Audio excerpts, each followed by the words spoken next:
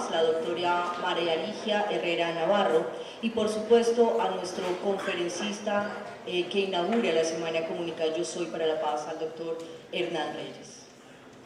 Comunica busca ampliar las fronteras de nuestra facultad para así acoger e integrar a la comunidad universitaria tomasina y trascender a la comunidad académica nacional.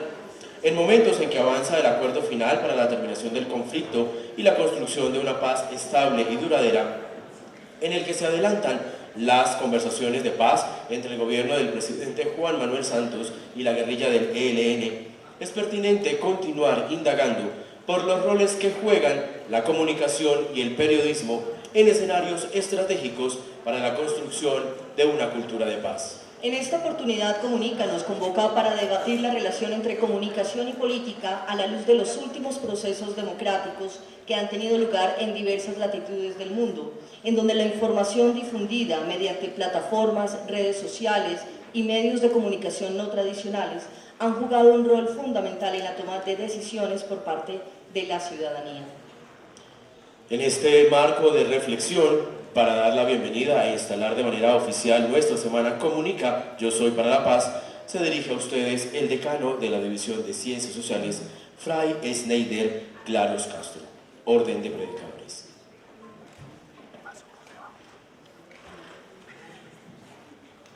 Buenos días.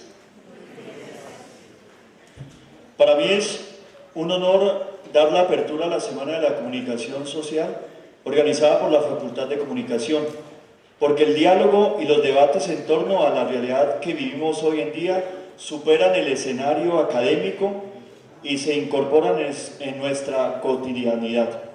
Esta mañana, por ejemplo, vi que compartieron una noticia que decía: bebida energética patrocinará la Tercera Guerra Mundial. Yo miré este titular y dije, ¿qué? Le di clic y seguí leyendo, animando a todos los ciudadanos del mundo a apuntarse, a participar.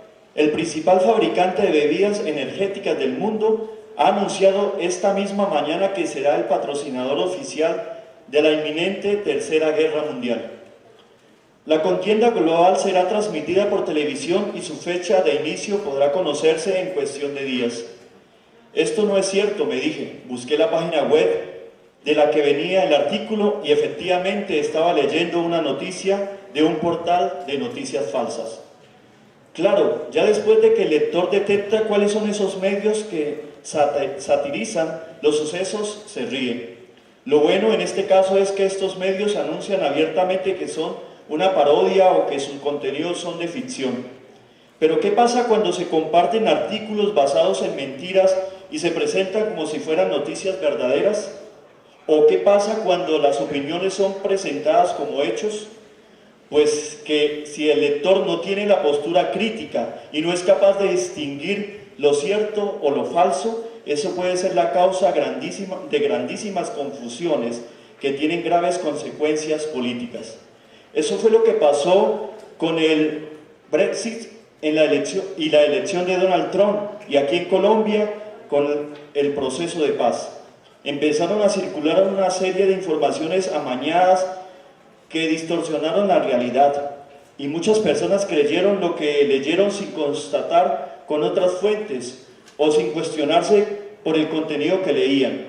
Y este panorama, sumado con las redes sociales que comparten cualquier cantidad de información y que encontramos en la sociedad hiperconectada, puede resultar bastante peligroso. De ahí que posverdad fuera la palabra del año pasado según el diccionario de Oxford. Yo recién leí la palabra, pensé, si decimos posverdad es como si la humanidad ya hubiera llegado a un estadio después de la verdad, como si ya no necesitáramos más, pero no es así. Hoy necesitamos más que nunca. Lo que pasa es que efectivamente como si la verdad ya no nos importara. La mayoría, tanto los medios como el público, se apresuran a contar un hecho o a compartirlo sin detenerse a revisar que las afirmaciones sean ciertas. De un lado están los que publican apresuradamente porque quieren tener la chiva o porque oyeron rumores o creen que ese es el criterio suficiente para elegir lo que publican. Del otro lado están los que se dejan impresionar de un titular y a veces ni leen la noticia y comparten sin revisar las fuentes. Y así, lo que comenzó como una opinión o como una mentira termina teniendo efectos de verdad. Pero ¿qué entendemos como verdadero en la posmodernidad, donde todo es relativo? Para esto Tomás de Aquino ya nos dio varias claves. Primero, dice que la verdad es un acto de la voluntad, es decir, el ser humano debe poner su juicio y su inteligencia para buscarla. Segundo, la verdad se vuelve una virtud en tanto que tiene por objetivo el entendimiento y nos procura un bien que se perfecciona en el intelecto. Y tercero, ese entendimiento de la realidad debe adecuarse a la razón. No se vale hacer una afirmación y no comprometerse con ella. Cuando uno dice algo, eso implica que lo asevera como verdadero, aunque puede equivocarse y después debe retractarse. En ese sentido, si comprendemos la verdad como una virtud moral en la que el juicio nos debe guiar antes de afirmar cosas, entendemos que tenemos una responsabilidad con lo que vamos a decir, especialmente ustedes, queridos comunicadores, porque hacen de la palabra una herramienta de trabajo. Por eso este evento tiene una amplia agenda que incluye pensar la comunicación en clave de política, en un escenario global donde las redes sociales y los medios de comunicación no tradicionales juegan un rol fundamental para que los ciudadanos tomen decisiones, lo cual supone analizar y problematizar los fenómenos políticos en diálogo con la democracia y la tecnología. De ahí que la investigación, el sentido crítico, la ética y la responsabilidad, así como el desarrollo y el cambio social que se pueden lograr a partir de narrar la realidad con el compromiso de querer comunicar la verdad, sean algunos de los puntos que nutrirán el debate durante esta Semana de la Comunicación. Sean todos bienvenidos.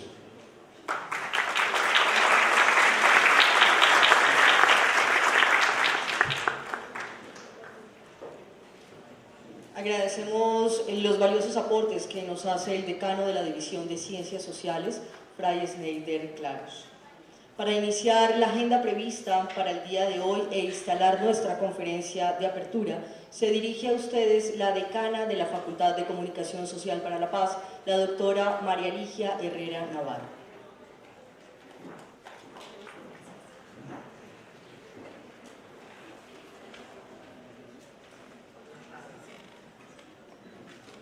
Muy buenos días a todos. Presento un saludo muy especial al doctor Hernán Reyes, nuestro conferencista principal y quien hace la apertura en esta 10ª jornada de investigación en comunicación Investicom.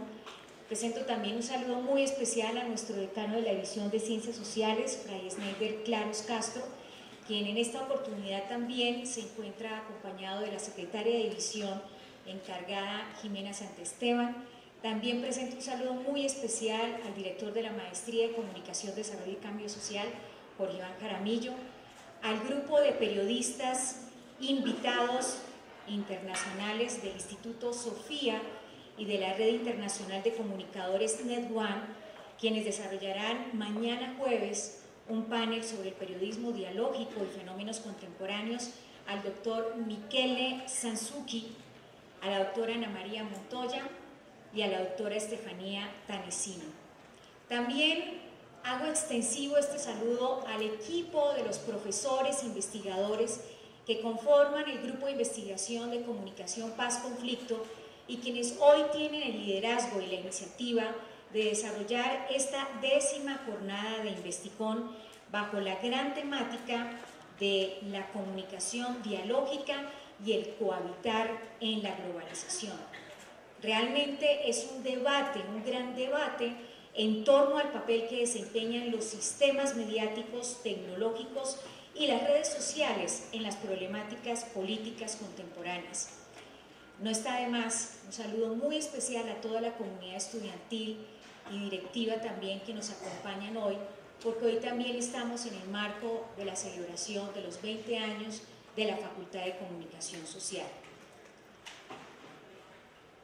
Me parece que en estos momentos que iniciamos esta jornada resulta impertinente referirnos al objetivo principal de Investicom que nos convoca académicamente, que es justamente el debate sobre la relación entre la comunicación y la política. Es una importante cuestión que se origina cuando hacemos referencia al lugar de la comunicación y del periodismo que deberían ocupar en las recientes revoluciones de las expresiones políticas y de las manifestaciones de la democracia política, la democracia social y la democracia económica. En mundos mediáticos como las redes sociales y en medios de comunicación no convencionales, los cuales han tenido un importante papel en la toma de decisiones por parte del nivel social de los ciudadanos. Sobre el mismo debate se debe considerar el estado actual de las dinámicas de la información convencional, donde muy seguramente existe ya un agotamiento, un desgaste de los formatos periodísticos, en donde también hay un público desinteresado de la cosa pública o de los asuntos de la ciudad política, debido a que los mismos formatos informativos periodísticos y comunicativos restringen, manipulan, sesgan y también controlan la voz, la participación y por ende el disfrute del poder que debería tener el pueblo en un sistema de democracia participativa. Es una fuerte hipótesis lo que acabo de presentar y que hace que hoy se analice la concepción de la democracia, pensada esta como un edificio que se apoya sobre la opinión pública y sobre una opinión que proviene auténticamente del público, considerado este como el público constituido por ciudadanos que tienen opinión sobre la gestión de los asuntos públicos. El nexo entre la opinión pública y la democracia es constitutivo, pues la opinión pública es el fundamento sustantivo y operativo de la democracia. Pero ¿qué pasa en la actualidad? La opinión pública ha sido en cierto modo aplastada, en contravía de lo que acabo de decir. Y también, en cierto modo, la opinión pública ha estado minimizada por las propagandas totalitaristas y el juego de intereses políticos que hacen que se generen confusiones de identidad, de sentido del bien común y en torno a la misma producción de opinión pública. La propaganda totalitarista frena o elimina la formulación de sistemas de opinión y en este sentido el público, saturado y cansado de los mismos formatos informativos, escapa con una actitud de no credibilidad, de no interés a otro estado mental y de pensamiento y de acción política caracterizado por un encierro consigo mismo, por una defensa personal a través de la apatía y manifiesto a través de otras líneas de comunicación virtuales y no tradicionales que él mismo considera que disfruta de condiciones para tener libertad de pensamiento, control y libertad de expresión. Pero esto nos conduce también a serios e importantes interrogantes sobre el cómo de la reconfiguración de lo público desde las nuevas tecnologías y las redes sociales y el cómo asumen los medios de comunicación tradicionales esas transformaciones que se vienen presentando recientemente de las formas de hacer política, de entender la democracia y de generar la opinión pública. Es por ello que hoy se sienta una gran temática para pensar y reflexionar sobre la comunicación dialógica y el cohabitar en la globalización. Resulta para la academia presente todo un reto de acción política desde el campo de la comunicación. Con esto pues los dejo motivados y provocados para aprovechar toda la jornada, esta tarde en las 5 mesas temáticas y mañana en el encuentro de semilleros de investigación. Sean todos bienvenidos y así de esta forma instalamos la 10ª jornada de Investicom. Muchas gracias.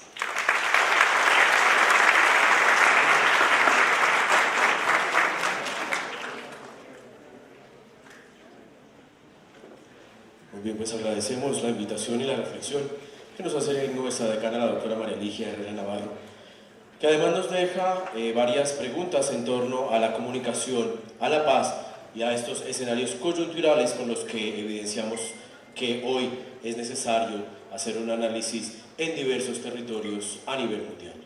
Les recordamos que pueden seguir todo lo que está pasando en esta aula durante todos estos días a través de Facebook y Twitter con los perfiles @yo soy para la paz y @escenariousta.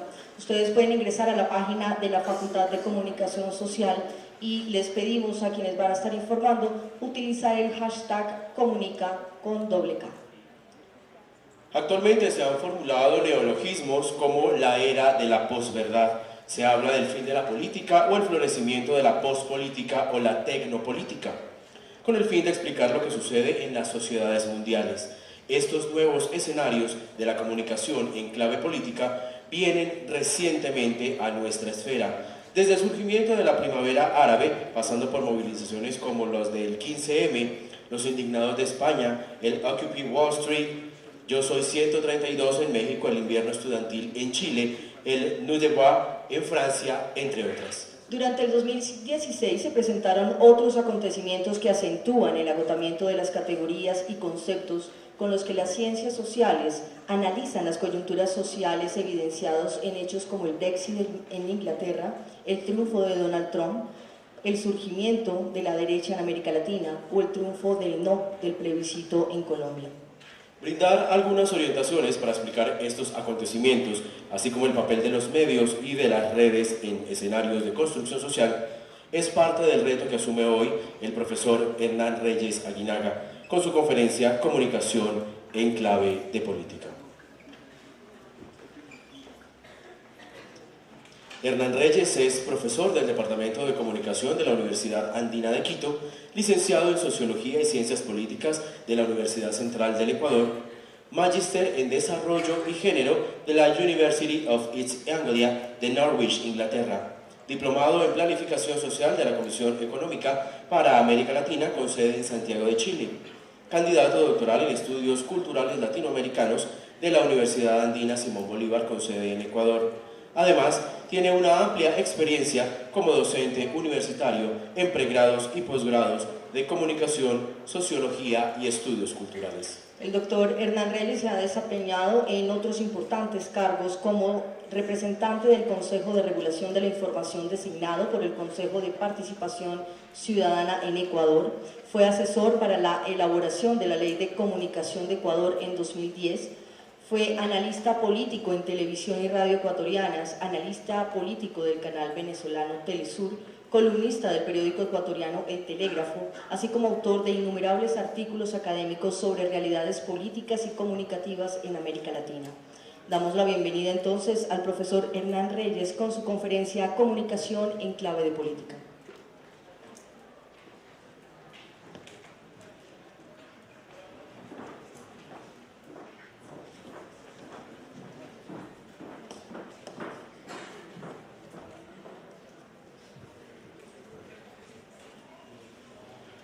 Muy buenos días y primero quiero agradecer la gentil invitación que me ha hecho esta universidad.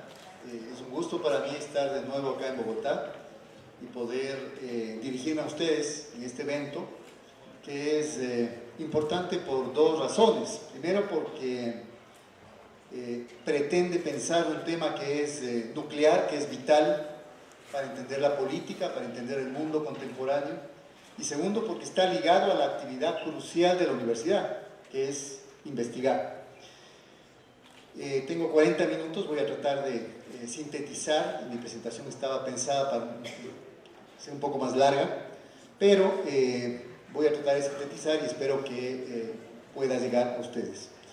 Si me hubieran pedido un título para mi presentación, el título que le hubiera puesto es Paradojas de la comunicación contemporánea, críticas y claves político-culturales del pensar comunicacional.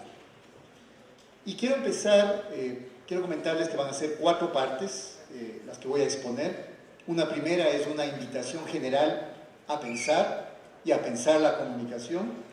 Una segunda es una reflexión acerca del estatuto epistemológico de la comunicación, cuál es el objeto de este campo de estudios.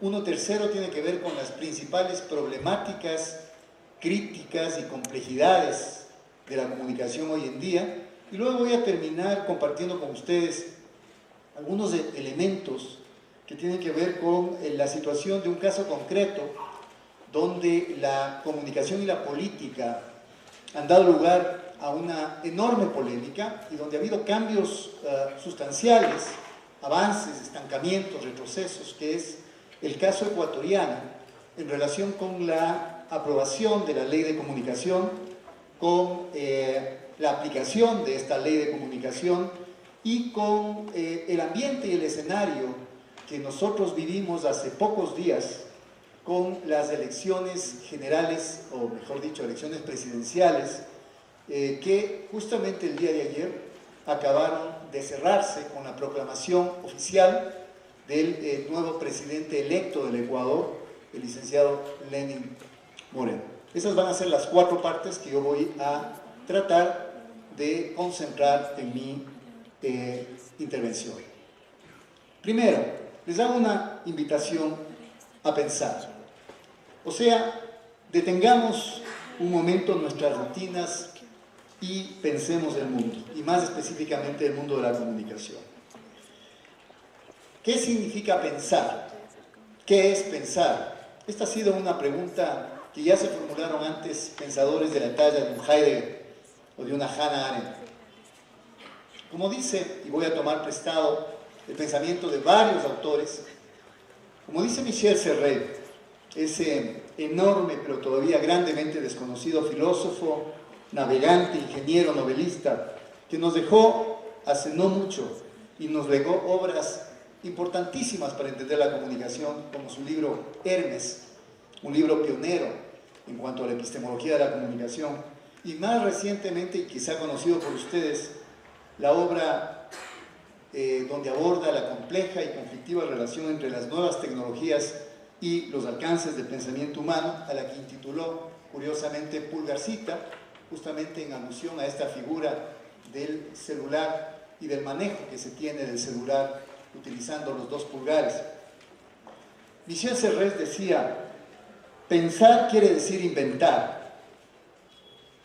Todo lo demás, citas, notas a pie de página, índices, referencias, copiar y pegar, bibliografía de las fuentes, comentarios, se puede considerar preparación, pero enseguida cae en la repetición, el plagio y la servidumbre.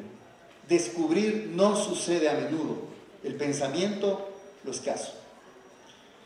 He sido invitado a inaugurar este evento donde la misión es fundamentalmente pensar la investigación y pensar cómo se investiga la comunicación. Agradezco el honor y quisiera decirles que sepan dispensar si mucho de lo que diga quizá no alcanza a superar los sentidos comunes ya instituidos.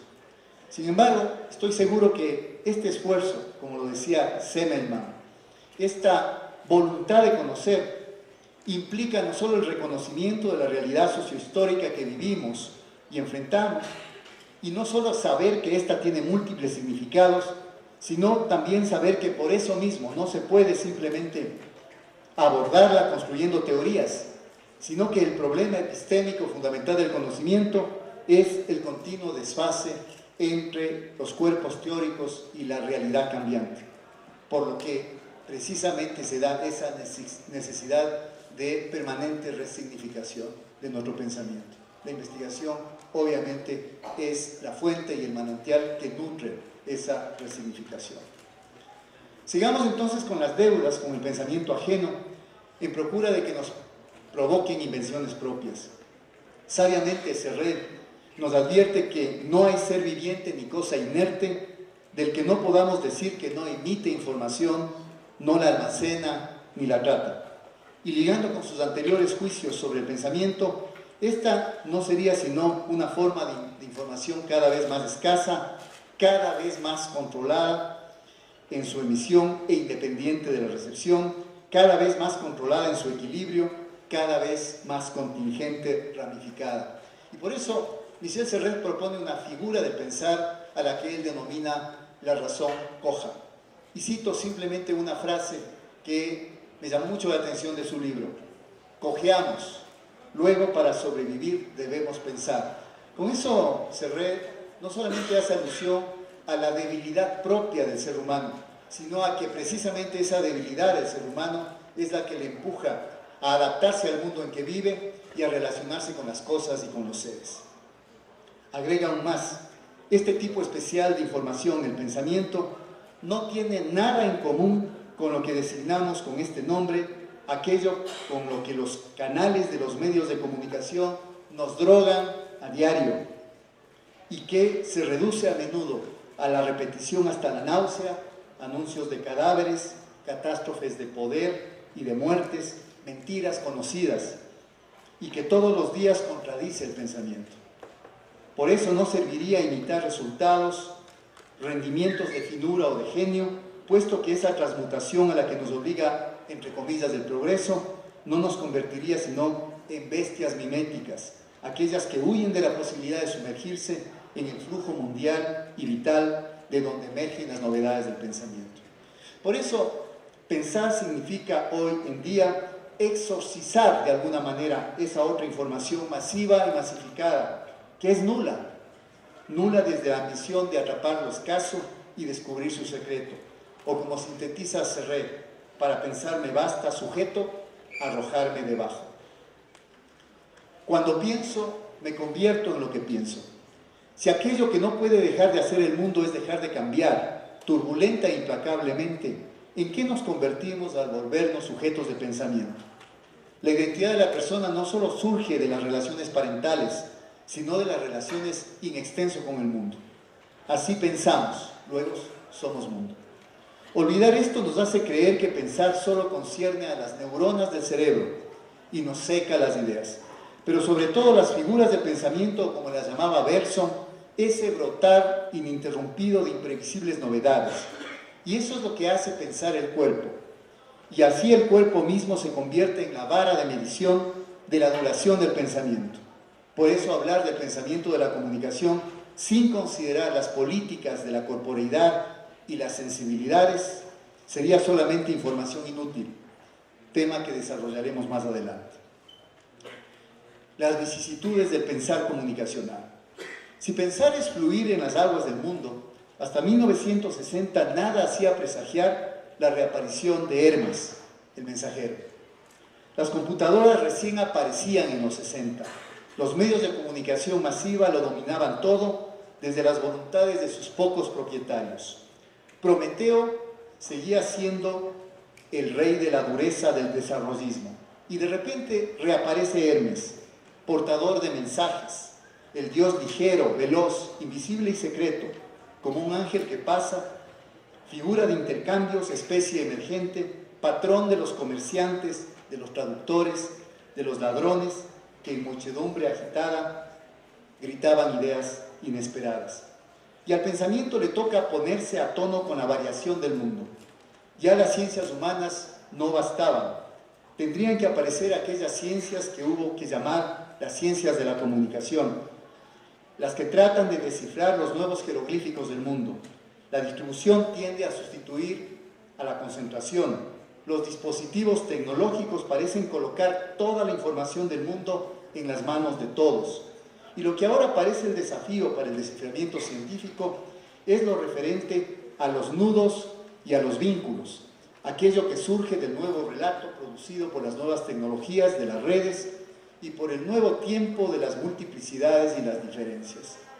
Los ángeles en masa, como lo llama Serret, que portan infinitos mensajes y que nos permiten emitir también otros tantos, incansablemente dan lugar a los nuevos sentidos del mundo y cambia radicalmente nuestras relaciones humanas y nuestra cognición de este. El mundo se convierte en noticias del mundo y el sujeto en objeto de esas noticias, tantas y tan verosímiles que parecen ser más reales que los propios hechos y acontecimientos, más que el propio sujeto ávido que les espera o que no puede esperar para lanzarlas un clic tras otro. ¿Acaso no ha surgido entonces una nueva política al fin democrática?, se preguntan muchos. He aquí una de las preguntas cruciales que aparece en el campo de la reflexión comunicacional y que tratamos de responder. ¿Hay una mejor comunicación hoy en día? Quizá la respuesta sea que hay más lejanía del mundo, a la vez que más rapidez del ser. Ya lo reconocía con su sagacidad característica Michel de Certeau allá a fines de los 60. Se incrementó por ese entonces notoriamente la difusión tecnológica, pero al mismo tiempo, decía de Certeau, se empobreció hasta el extremo la relación entre los seres. Sin duda hoy nos comunicamos mejor, o quizá sea mejor decir, nos conectamos más, pero sobre todo hemos aprendido algo importantísimo, a actuar a lo lejos. Y eso también tiene un contrapeso en la comunicación. Los espacios métricos de las vecindades se disuelven a favor de las topologías virtuales. El mundo se puebla de objetos técnicos que no son ni personajes, ni mensajes, ni a veces siquiera narrativas, que nos hablan del mundo y que al mismo tiempo nos dejan de hablar de él, y hacen que la duración del contacto con ese mundo se transforme, se flexibilice, se abrevie. A veces hasta parece desaparecer o amenaza con hacerlo. Y esto afecta a las tres facultades humanas por excelencia: la memoria, la imaginación y la razón. Quizá el cambio más significativo es que estas tres facultades que antaño estaban corporalmente alojadas se externalizan, y el pequeño aparato portátil que tenemos en nuestras manos o sobre nuestro escritorio las objetiva fuera de mí, me las extraen. La figura que utiliza Serres es precisamente la de aquel obispo francés decapitado que cargó su propia cabeza cuando sufrió la tortura por ser cristiano. Esta figura de la decapitación quizá es muy cartesiana, pero no engañosa en absoluto.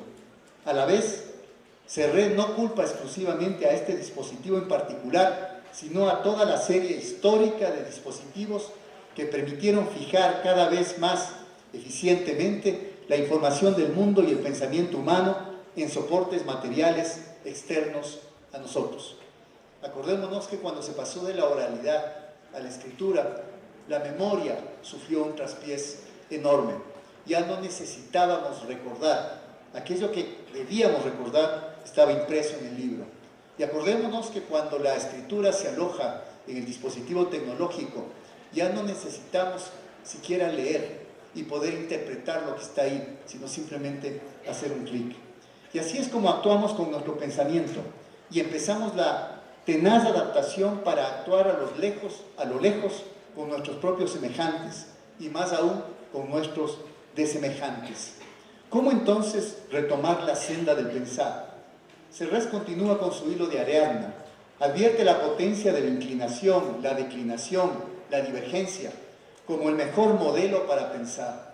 Solamente cuando se inventa, es decir, cuando se cambia de dirección, se arroja el pensamiento a un riesgo mayor, y sólo así es capaz de portar 1000 promesas si consigue sobrevivir en medio de tanta repetición.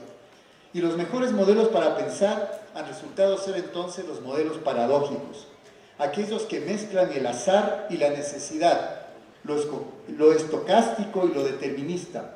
Y así, para poder pensar este real, en parte racional y en parte contingente, habrá entonces que mezclar y pensar juntos lo posible, las leyes, la contingencia, y eso podría ser llamado el nuevo método del pensar. Pensar será entonces la respuesta que da nuestra debilidad al afán de sobrevivir. Y al pensar cojearemos, puesto que el mundo cojea y todas las cosas y las casas que construimos claudican y las debemos reparar sin cesar. Ese es nuestro mortal desequilibrio. Ahora ya podemos ponerle un nombre a este nuevo método, que es lo contrario de un método: la serendipidad, o sea, hacer el recorrido sin un plan, hacer una cacería al azar que hace que uno encuentre precisamente lo que no busca. Yo buscaba el mundo en la sociología y en la política, en la literatura y en el cine. Lo terminé encontrando en la comunicación. Una segunda parte: ¿cómo comprender la comunicación? ¿Es necesario comprender o explicar la comunicación? ¿Cuál es la dimensión ontológica y la discusión epistemológica de la comunicación? Si tomamos en cuenta la rica discusión epistemológica contemporánea y las críticas que ésta hace al realismo científico de cariz positivista, nos encontramos con que la propia condición de avance de la ciencia es precisamente apartarse o al menos complementar la racionalidad ciega, no reducir la ciencia a esta ni a sus métodos experimentales, no reducir el mundo a lo natural. Por ello es necesario utilizar la figura de la comprensión de los hechos.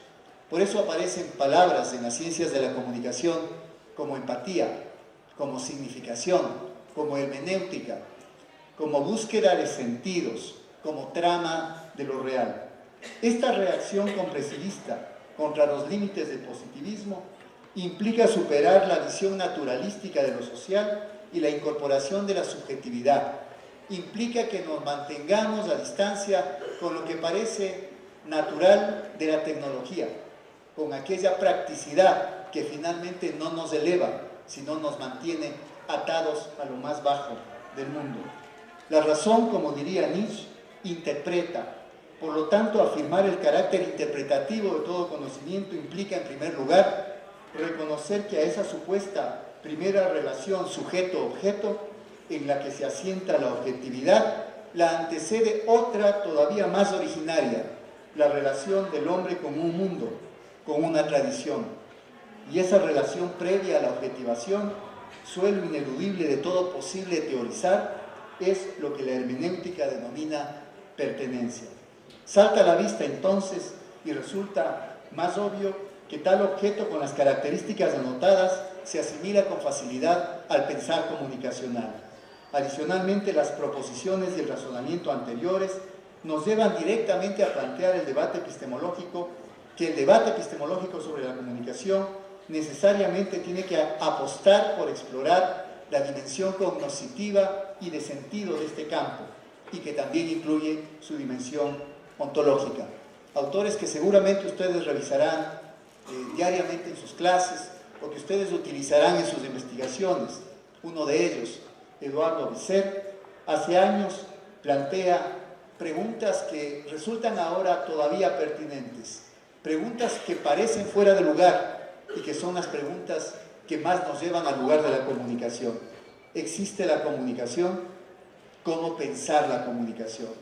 Las respuestas de Visser a esas preguntas fundamentales tienen pertinencia clara. Por un lado aparece la idea de la comunicación como puente que permite ubicar las perspectivas macro y micro de las ciencias sociales para aprender ese nuevo objeto indócil. Es decir, Visser aboga por la integración en el abordaje de lo sistemático y estructural con lo histórico y lo cambiante. Por otra parte, toma una clara distancia con la lógica sujeto-objeto de las ciencias naturales y afirma que las ciencias sociales imponen ontológicamente una relación sujeto-sujeto y la obligación de incluir en los análisis una doble epistemología, una doble interpretación, lo que hacen los otros y la que desarrollan metódicamente los propios sujetos investigadores. Esta aproximación hacia una ontología de la comunicación abre las puertas para pensar que la filosofía resulta necesaria para comprender el campo ampliado de la comunicación, que incluye el mundo de la vida, la praxis social, y esto nos lleva a su vez a valorar la proposición de que la forma que adopta la construcción de un campo inter o transdisciplinario como es el de la comunicación no depende obviamente de la realidad, sino de las preguntas y problemáticas que nos planteamos. ¿Cuáles serían entonces las principales problemáticas y críticas del pensar comunicacional? Planteo algunas. Primero, la comunicación contemporánea resulta ser entendible si entendemos la clave política de ese espacio cultural vacío. Los problemas de la comunicación contemporánea nos llevan a plantearnos preguntas paradójicas. ¿Será que, tomando prestado la idea de Zizek, la comunicación aparece contemporáneamente como una relación plena, transparente, efectiva, absoluta? Es decir, como lo plantea en uno de sus últimos libros, Problemas en el Paraíso, un verdadero paraíso terrenal, y que cuando surgen problemas en ese paraíso, recién emerge la posibilidad de vislumbrar el trasfondo ideológico de la supuesta plenitud comunicacional? De esta primera surge otra pregunta inquietante. ¿Por qué, a pesar de las profundas gratificaciones que tienen los usuarios de las redes sociales, al sentir que están participando de la libertad más absoluta, libertad de expresión, de opinión, de desconexión o de conexión, hay la tendencia generalizada a violentar ese orden ideal de cosas y se han vuelto recurrentes cada vez más, desbordadas las agresiones y violentas simbólicas de todo tipo en la red? Quizá, como el mismo Zizek nos advierte, no es sino el resultado de una reacción incontrolable a transgredir ese orden cuasi perfecto y, en algunos casos, a que emerja el ideal emancipador radical que encuentra en la confrontación con lo virtual la negativa a seguir la dinámica capitalista que solamente ofrece más de lo mismo bajo el disfraz del cambio constante. Entonces, el funcionamiento paradisíaco del sistema, hablemos del mundo virtual, y de su subsistema comunicacional organizado por la esfera digital o el espacio cultural vacío, como dice Zizek, asentado en los mitos del fin de la historia y del fin de la lucha de clases, desaparece súbitamente por efectos de la crisis de lo real. El grado extremo de individualización de que converge con la conexión definitiva de la mente humana, la desertización de la vida cotidiana, la hiperaceleración del ritmo competitivo, en fin, las formas extremas que adopta la alienación en nuestros días, bajo la égida del capitalismo financiero global, que usa una ideología donde la mayor ausencia es la del propio mundo. La mayoría de la gente siente la falta de un mapa cognitivo donde la única verdad sin significado es la del mercado, puesto que el capitalismo sería el primer orden socioeconómico que destotaliza el significado al ser capaz de carecer de una identidad única como sistema y de actuar siempre desde las significaciones locales del sujeto. El segundo aspecto de la nueva constelación ideológica del capitalismo posmoderno es la de existir a causa de la estetización e ironización extrema de todo. El mejor ejemplo es la vacuidad convertida en éxito rotundo de popularidad o de visibilidad de la canción del conocido video Gangnam Style, visto en YouTube 1.000 millones de veces y que despierta los sentimientos más encontrados, desde el mayor odio a la idolatrización más virulenta, pero que no puede dejar de ser visto y comentado, clara sintomatología del estúpido goce obsceno prevalente en la actualidad, según palabras de Zizek. Podríamos ya empezar entonces a reconocer el perfil de lo que estamos esbozando, las líneas maestras de los problemas de la comunicación contemporánea, la función distraccionista de los medios y de los hipermedios de comunicación y de las propias industrias culturales que pretenden evitar que pensemos en los problemas fundamentales. Un tema adicional: la comunicación no puede pensarse sin la ética y sin la estética. Actualmente son muchas las transformaciones de la sociedad actual. Si tomamos a un autor como Muniz Sodré diría que la ética, a diferencia de la moral, que es ese deber ser externo que nos implica una obligación y un mandato a actuar de determinadas maneras, la ética es el sustrato de toda relación social. Si entendemos que la comunicación implica tres aristas de la sociedad: la vinculación, la vehiculización y la cognición, si al mismo tiempo aceptamos que la comunicación social es el núcleo de la lógica cultural de este capitalismo que vivimos, incluir la ética y la estética implica reconocer que esa lógica cultural funciona a partir de lo que Perniola llamaría la sensología. A ratos la propia ideología parece desaparecer del actuar colectivo. A ratos parecería ser que solamente estamos compulsivamente obligados a sentir, o como dice Perniola, a sentir lo que nosotros nos dan sintiendo, lo que viene empaquetado por las industrias de la publicidad, lo que aparece cobijado por aquellas innumerables repeticiones e imitaciones que hay en los comentarios de las redes sociales. Lo sentido ya está sentido, lo dicho ya está dicho, y yo me limito a poner un clic para imitar aquello que está dicho y sentido. Tal como apunta Derrida, quizá los clics son como la firma contemporánea en las redes sociales.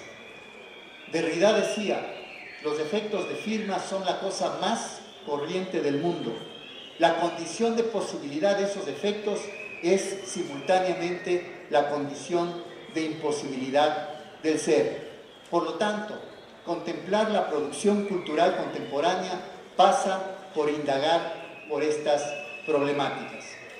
Voy a avanzar un poco en mi presentación y voy al penúltimo punto, la comunicación y las violencias. Creo que es un punto fundamental, especialmente para los temas que van a tratarse en este encuentro de investigación. El trabajo de Zizek parecería ofrecer de un modo completamente nuevo el entendimiento de cómo funciona la cultura o lo que Muniz llamaría la tecnocultura contemporánea. La verdadera naturaleza de la comunicación está basada en la perversión, dice Zizek. Zizek habla de la ideología como el fenómeno de lo evidente, en lugar del develamiento de lo oculto. Lo evidente, desde este punto de vista, descubrirlo, nos ofrece un punto de vista para el estudio de la realidad contemporánea.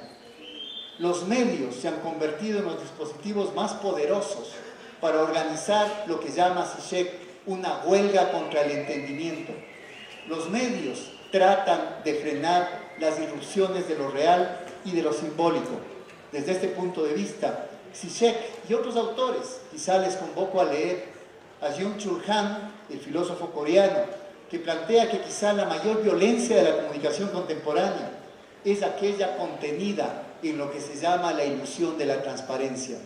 El momento en que el ser humano cree que todo en su delante es transparente, el ser humano renuncia a trascender lo que tiene ahí delante.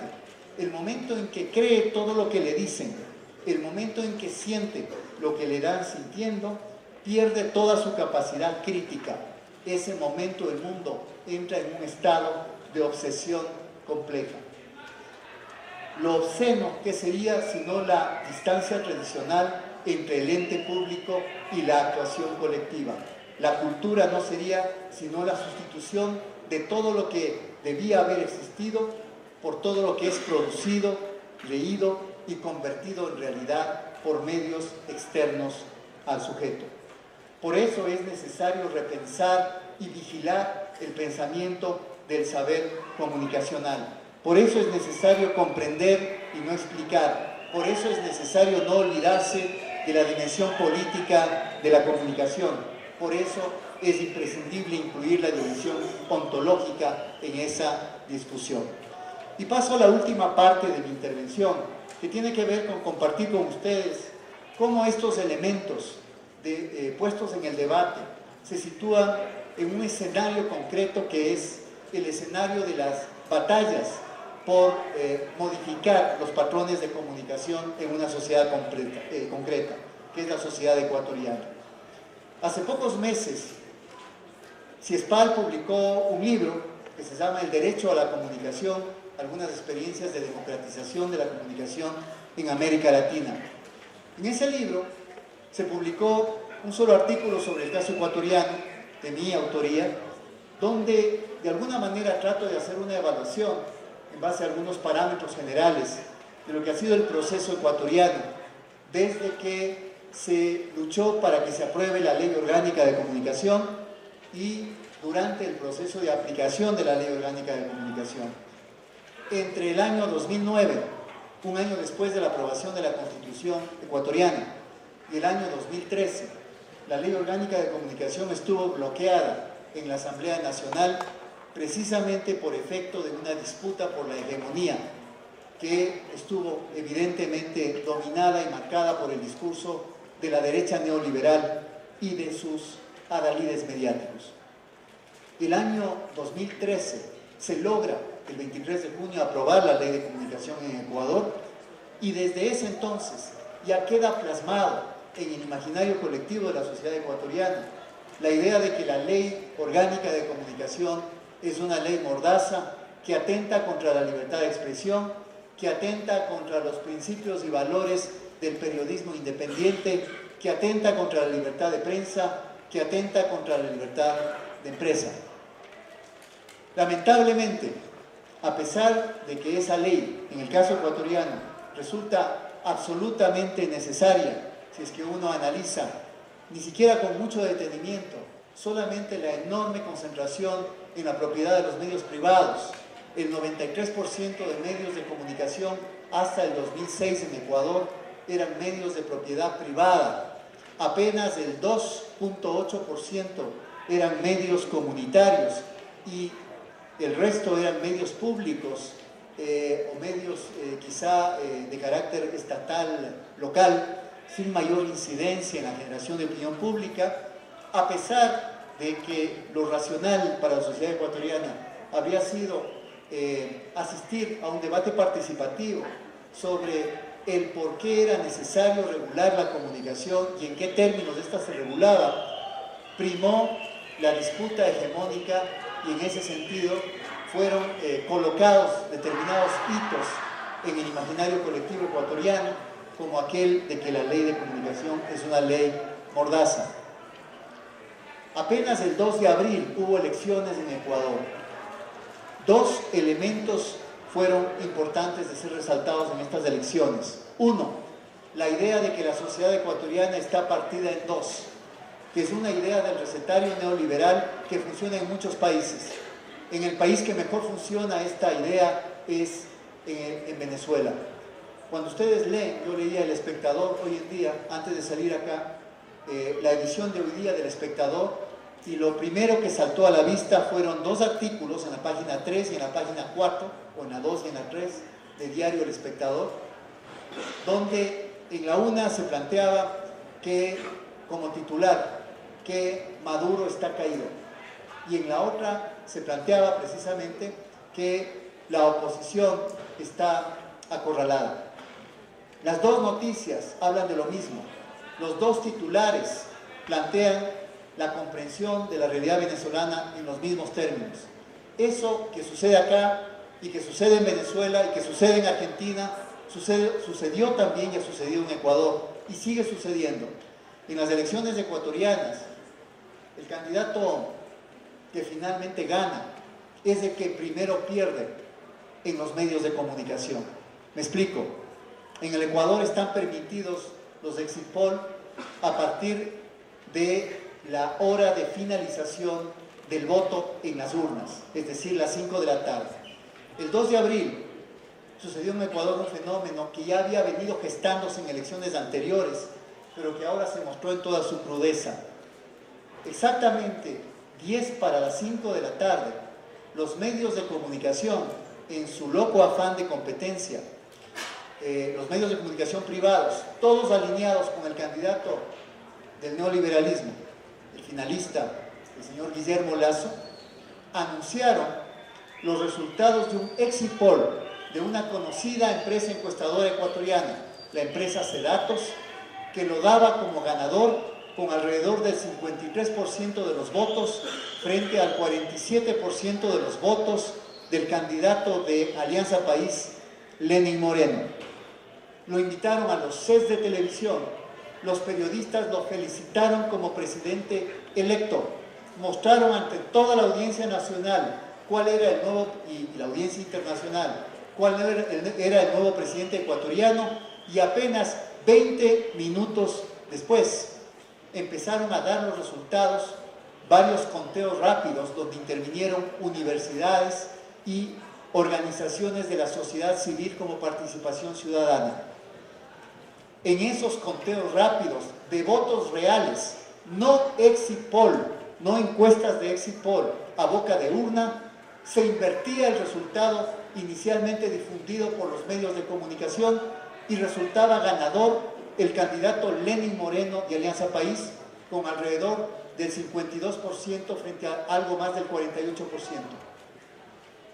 ¿Cómo recibió esto la sociedad ecuatoriana? Si me van a permitir que comente a manera de anécdota personal lo que me sucedió. Ese día me invitaron a las 6 de la tarde Telesur a sus estudios para hacer un análisis de las elecciones ecuatorianas.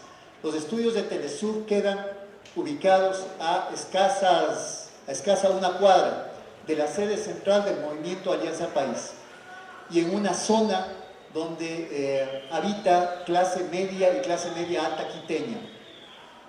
Estaba yo dirigiéndome a Telesur con la información que había visto en los canales de televisión, absolutamente convencido que había ganado el candidato de la Alianza Creo Suma, el banquero neoliberal Guillermo Lasso. Estaban las calles de esa zona residencial de Quito repletas de automóviles con las banderas de la Alianza Creo Suma festejando el triunfo del candidato Lasso. Yo tengo un programa de televisión de análisis político y mediático en la televisión pública, de alguna manera soy alguien que puede ser reconocido en la calle. Recibí varios gritos destemplados cuando estaba yendo al sede de televisión de Telesur, y cuando llegué a Telesur y Telesur ya contaba con la información de los conteos rápidos que daban la inversión de los resultados y decían que el ganador no era Lasso sino Lenín Moreno, la gente desapareció súbitamente de las calles, se pobló la sede central de Alianza País de gente que venía cabizbaja y que había escondido sus banderas porque no podía festejar nada ya que mediáticamente habían perdido la elección y se trastocaron los papeles. Creo que esta narrativa, creo que esta descripción que estoy haciendo puede narrar bastante bien el enorme poder, la enorme persuasión que tienen los medios de comunicación respecto a acontecimientos como unas elecciones presidenciales que tienen que ver con el destino de un país. Mejor muestra de cómo el discurso mediático se superpone al discurso comprensivo, a la racionalidad de lo real, no puede haber. Desde ese punto de vista, la ley de comunicación aprobada, con todas las deficiencias que pueda haber, y las he mencionado precisamente en este artículo al que acabo de referirme, con todas las fallas institucionales de los nuevos entes que se crearon para la aplicación de la ley, resulta ser un instrumento indispensable para poder regular un campo como el de la comunicación, cuyos efectos políticos y cuyos efectos culturales, ahora que en la sociedad ecuatoriana se habla de una completa polarización entre los que están a favor y los que están en contra, resulta ser un instrumento indispensable. Creo que si este evento va a ser un evento, muchos de cuyas temáticas giran alrededor de las relaciones entre comunicación y política, resulta necesario, resulta indispensable agotar todos los instrumentos conceptuales, todo el utillaje de carácter teórico que exista para comprender este curioso triángulo que hay entre, o cuadrícula que hay entre tecnología, comunicación, política y cultura, que es precisamente la que marca no solamente los discursos que la sociedad construye sobre ella misma, sino sobre todo los efectos que esos discursos tienen sobre la construcción de las subjetividades y sobre las relaciones, en este caso, en el caso ecuatoriano, sobre una preocupante emergencia de todo tipo de violencias en las relaciones interpersonales e intersubjetivas entre los ecuatorianos. No puedo dejar de reconocer que Colombia es un país valiente, valiente en el sentido que ha vivido por décadas sumido en un escenario de actuaciones violentas por parte de distintos actores políticos y sociales, y sin embargo acaba el gobierno colombiano de firmar, aunque no haya sido refrendado precisamente en el plebiscito, el acuerdo por la paz. Si me permiten una última anécdota, cuando llegué al aeropuerto fui recogido por el conductor del hotel donde estoy alojado. Me vino conversando todo el camino como uribista convencido de los principales temas que a su juicio invalidan la firma de la paz en Colombia. Al menos recogí 5, 6 o 7 argumentos, entre comillas, que yo ya los había escuchado a partir de toda la parafernalia mediática montada precisamente por aquellas fuerzas políticas que plantearon el no a la paz. La repetición que me hizo el señor conductor de esos argumentos resultó mejor que cualquier lección que yo pueda tomar a un estudiante en clase. Se lo sabía de la A a la Z, se sabía de memoria todos esos pseudo argumentos que a la larga, a pesar de que yo no soy colombiano y de que no estoy enterado cotidianamente de la realidad colombiana, desde el Ecuador, simplemente por ser alguien que permanentemente está queriendo estar al tanto de lo que sucede con este país, yo en mi interior los fui desmontando uno a uno. Ese es el poder político y el poder comunicacional de este campo que ustedes están estudiando en este evento. Por eso, y gracias por la paciencia y la atención que me han tenido, me he dado todo este enorme rodeo para poder quizá explicar no solamente las complejidades, sino también los conflictos contemporáneos que acarrea la comunicación en el mundo actual y cómo es una obligación inherente a todos nosotros no dejar de pensar políticamente la comunicación, no dejar de lado el sentido o los sentidos comunes que culturalmente se crean a partir de los espacios comunicacionales y, por supuesto, de ahí hacia abajo, ubicar cuáles son las instrumentalidades y cómo esas racionalidades de la eficiencia, de la efectividad, de la información rápida, de los mensajes, de los hipermedios, del mundo virtual, colocan a las sociedades contra la pared. Ese es el mensaje que quería transmitirles y una vez más agradezco mucho la atención a esta exposición. Muchas gracias.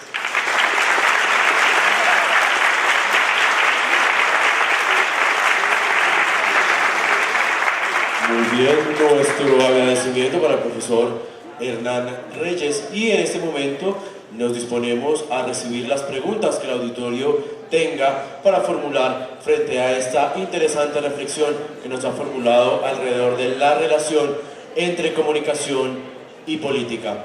Vamos a iniciar el tránsito del micrófono de la parte de adelante hacia atrás del auditorio, quienes deseen formular las preguntas. Aquí adelante tenemos una primera pregunta, por favor.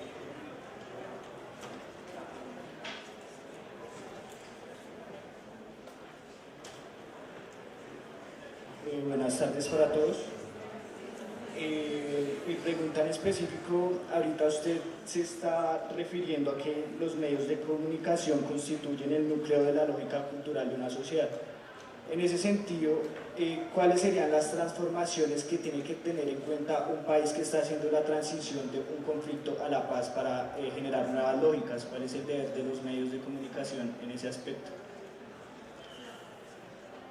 Yo pondría, gracias por la pregunta, yo pondría un especial énfasis, basándome en lo último que acabé de decir, en la transformación de las subjetividades.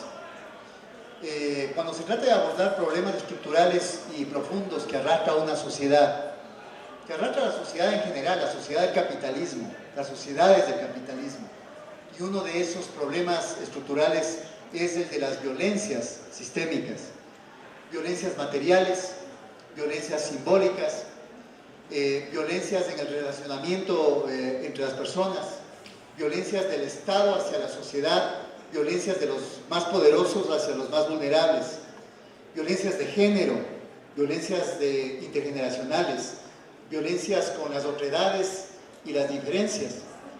Creo que hay dos posibilidades. La una es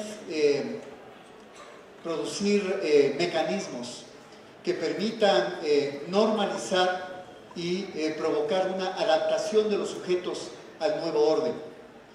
En ese caso, en ese escenario 1, el rol que tendría el Estado como pacificador de una sociedad como aquel que garantiza ese tránsito desde la resolución violenta de los conflictos hacia un escenario de negociación y de diálogo, recaería fundamentalmente en manos del Estado. Esa sería, digamos, la alternativa desde arriba.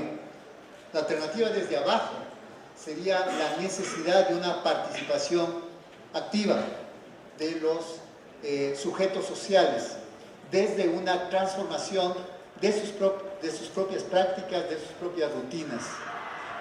Este escenario 2 se complejiza fundamentalmente porque hay toda una serie de costumbres y de hábitos, para utilizar quizá un concepto burdeano, instalados, interiorizados en la sociedad civil, que hacen, por ejemplo, que la utopía de la paz aparezca como un imposible. ¿Cómo poder modificar desde abajo estas distopías, llamémoslas así, presentes en la sociedad? Yo plantearía que en los procesos de transición debería darse, por lo tanto, una convergencia simultánea entre acciones de aquellos que tienen el poder desde arriba. Me estoy refiriendo a los sujetos políticos, me estoy refiriendo a los sujetos culturales también, aquellos que tienen capacidad de voz en los medios de comunicación, aquellos que tienen capacidad de expresión a través de las obras de la cultura, a través del cine, a través de la literatura, a través del arte. Aquellos que son capaces de dimensionar los principios éticos de las sociedades en las universidades, en el aparato educativo, junto con estas transformaciones desde abajo. El momento en que la sociedad civil se abandona a sí misma, o el momento en que se pone en manos solamente del Estado, creo que esos cambios no van a ser permanentes ni sostenibles.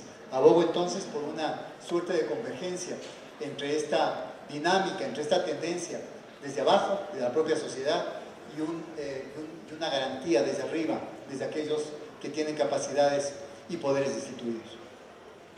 Profesor Hernán Reyes, buenos días. Le habla María Camila Blanquiceda, estudiante del énfasis de periodismo. Mi pregunta tiene que ver con los desafíos que tiene el periodista moderno en la actualidad de narrar la verdad desde la inmediatez. ¿Cómo sería posible hacer uso de las nuevas herramientas de transmisión, de las nuevas herramientas tecnológicas como el storytelling, para narrar la verdad sin caer en la banalidad? Esa sería mi pregunta. Gracias.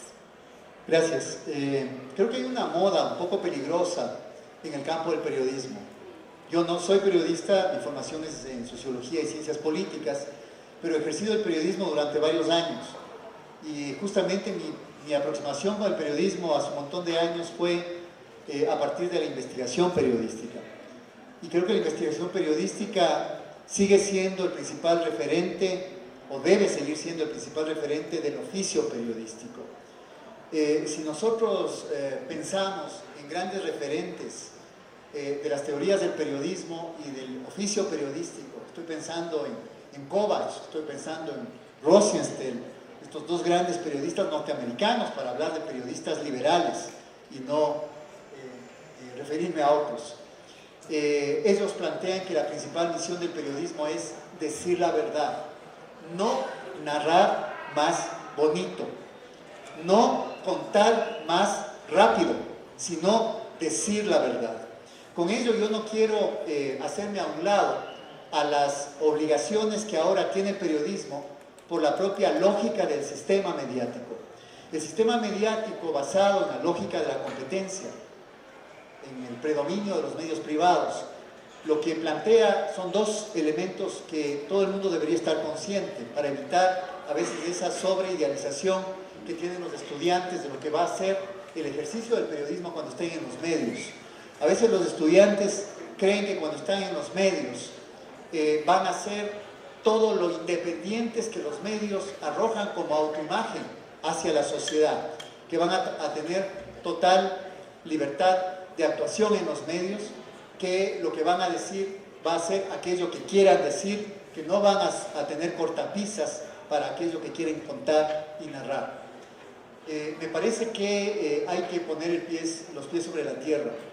Los medios de comunicación tienen cada vez políticas editoriales más duras e inflexibles. Los medios de comunicación desarrollan rutinas de sobreexplotación del trabajo, ahora más fuertes con la presencia de las nuevas tecnologías de información y comunicación.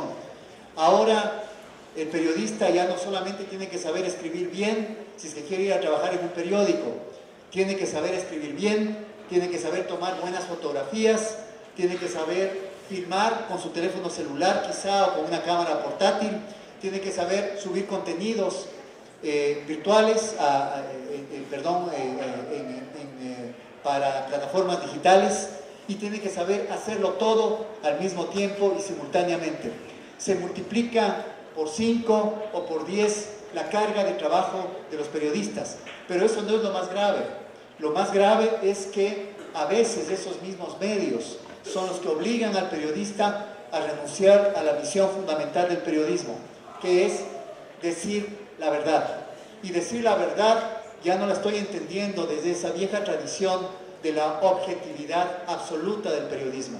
Aquello no existe y yo prefiero utilizar esta figura del pensar de este conocido periodista alemán, Wolfgang Donschbach, que plantea la idea de la objetividad subjetiva del trabajo periodístico. Siempre el periodista es alguien que busca la máxima objetividad sin renunciar, porque eso no es posible, a su propia subjetividad. Esa es la verdad del periodismo, que es una verdad distinta de la verdad del arte, que es una verdad distinta de la verdad científica, pero que es una verdad fundamentalmente para la vida en común de las sociedades.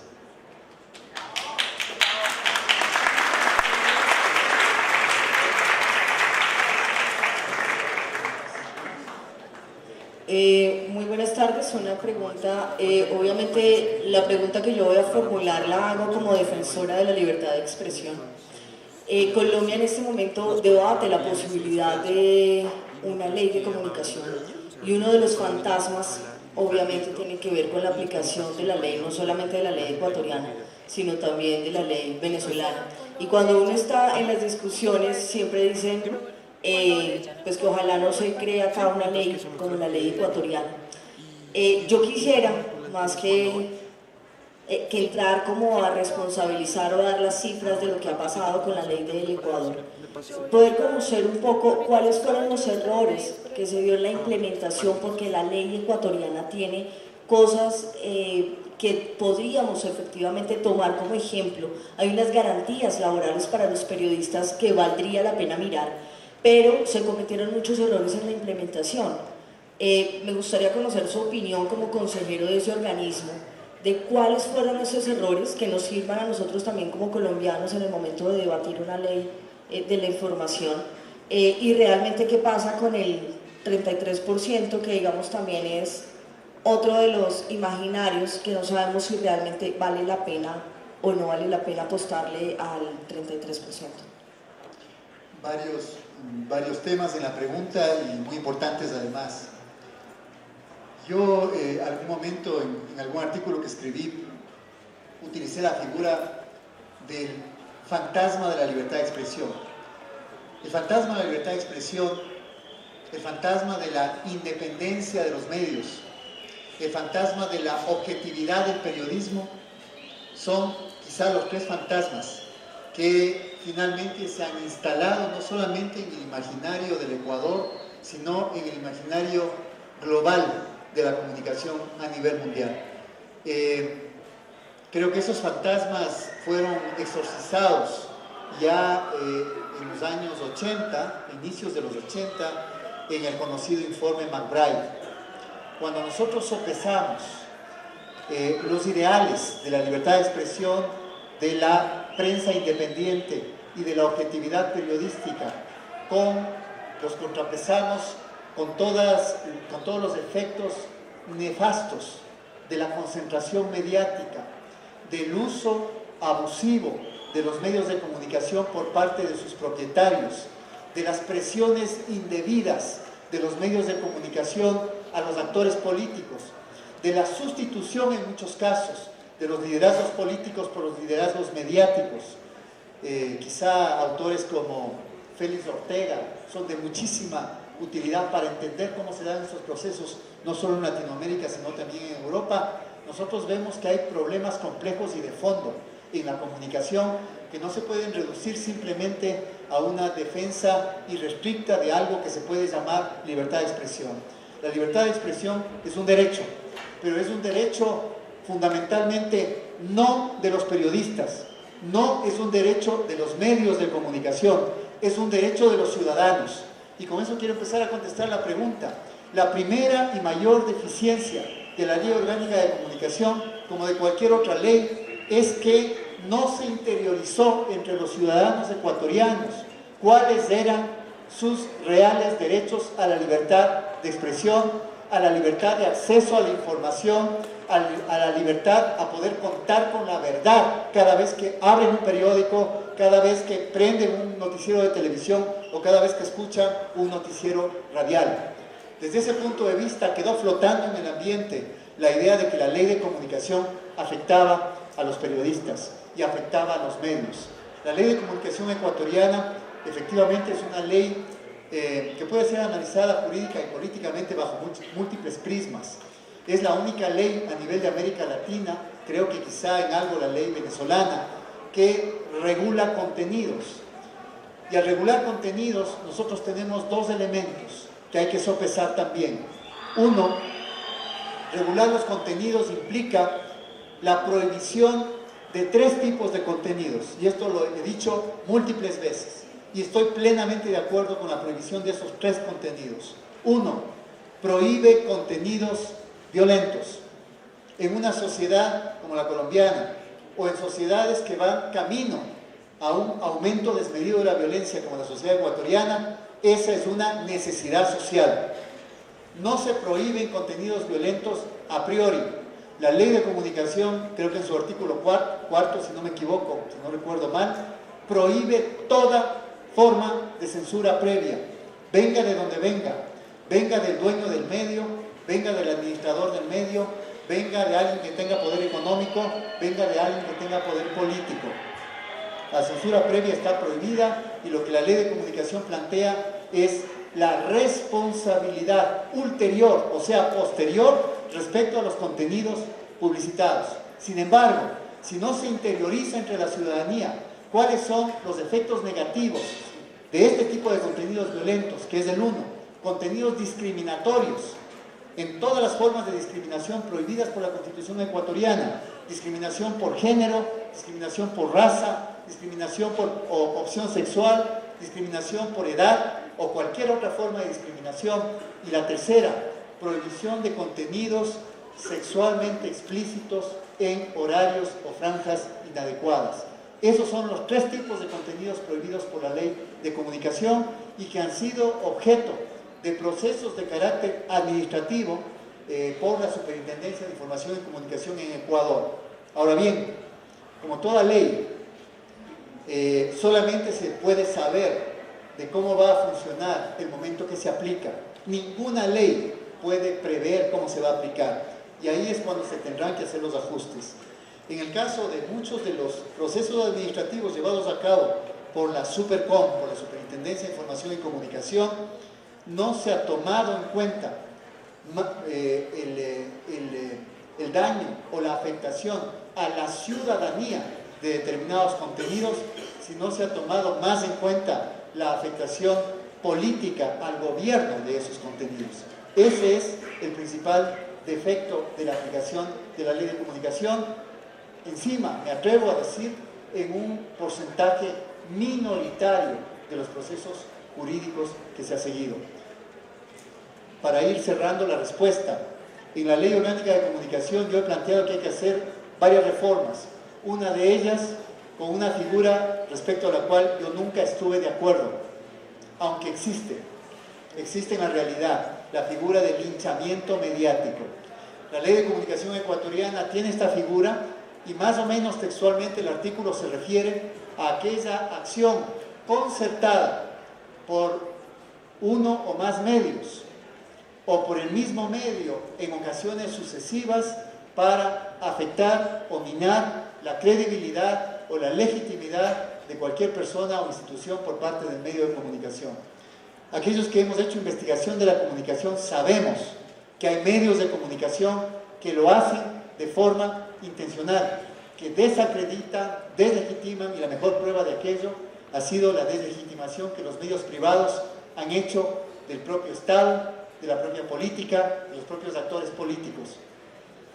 Volviendo con la narrativa que les hacía del señor conductor, a mí me asombró el tono tan desmesurado de los adjetivos que utilizó el señor conductor que me trajo del aeropuerto para referirse a la política y a los políticos colombianos. Los trató de degenerados y de pervertidos para arriba. Ese tipo de adjetivaciones, ese tipo de términos son precisamente el producto de esa laxitud que hay por parte de medios de comunicación para, en aras de un discurso sobreidealizado de la libertad de expresión, permitir que el discurso social llegue a esos niveles.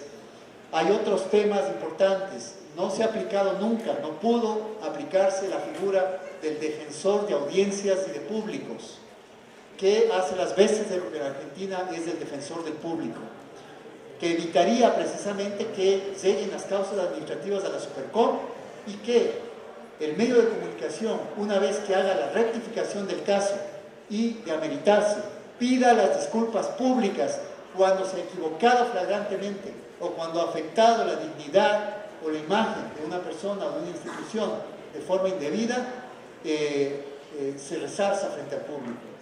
Ese es otro elemento que hay que limitar.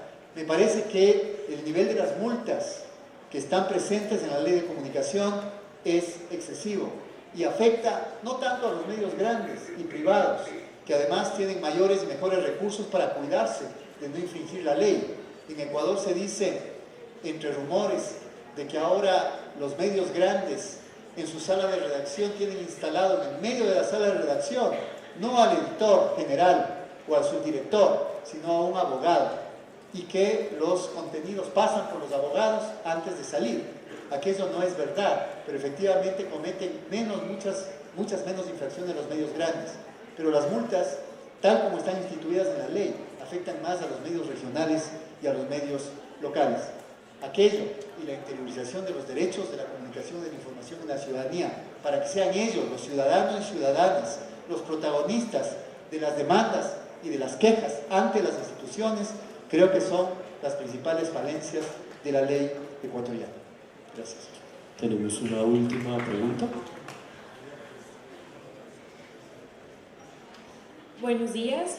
Mi nombre es Juana y mi pregunta es: ¿en qué posición se encuentra la opinión pública en un escenario de lejanía del mundo, como usted lo afirmó, de amaños políticos y de poca acción para la transformación? Quizá la imagen que se me viene a la cabeza es de una opinión pública vaciada. Si pensamos, estoy pensando en Manuel Mora de Araujo, por ejemplo, en su teoría de la opinión pública, como este conjunto interminable e intermitente de conversaciones de la sociedad sobre sí misma. Creo que el momento en que esta lejanía del mundo, a partir de una cercanía muy cerrada con el uso de las nuevas tecnologías de información y comunicación y esto que llama el encierro virtual, CISHEC, creo que cada vez la opinión pública como una construcción colectiva se debilita más en las sociedades, se fragmenta más, se convierte en pequeñas esferas de opinión limitada a lo que es mi propio grupo de amigos, mis propios seguidores o a quienes yo sigo. Me parece que lo que hay ahí es una suerte de fragmentación al infinito de la opinión pública, al menos en la versión tradicional en la que entendíamos la opinión pública. Ese quizás es el mayor riesgo. Y el momento en que una sociedad carece de procesos firmes, fuertes, robustos, de generación de la opinión pública, acordándonos que la opinión pública se refiere a aquellos temas de interés general y obviamente se refiere a aquellos elementos culturales y simbólicos que nos son comunes y que compartimos, ese momento la sociedad se convierte en una mera sociedad de individuos o de dividuos, como ahora está de moda decir. Creo que vamos aceleradamente hacia la obsolescencia del propio término de opinión pública en una sociedad donde cada vez el único que opina, y a veces opina sobre lo que él mismo opinó, es el individuo. Y creo que las redes sociales, aparte de que en otro momento podríamos hablar de muchas de las potencialidades políticas y culturales que también tienen las redes sociales, desde esta visión crítica en la que he preferido yo enfatizar, las redes sociales se pueden convertir en el mecanismo más efectivo de este declive o de este debilitamiento paulatino de la opinión pública. Bueno, muchas gracias, Hernán. Una cosa muy puntual es la participación de la academia en la ley de comunicación. ¿Cuál fue? Creo que ese es otro tema importante. En la presentación que se me hizo, se mencionó que yo fui parte de una comisión asesora especial que se nombró cuando se estaba discutiendo la ley en la Asamblea Legislativa. Asistí a 4 reuniones de la primera comisión que estaba estudiando la ley, que estaba redactando la ley. En la tercera de esas reuniones hice una presentación sobre algún tema puntual que se me invitó. Nunca más volví a asistir, nunca más volví a ser invitado.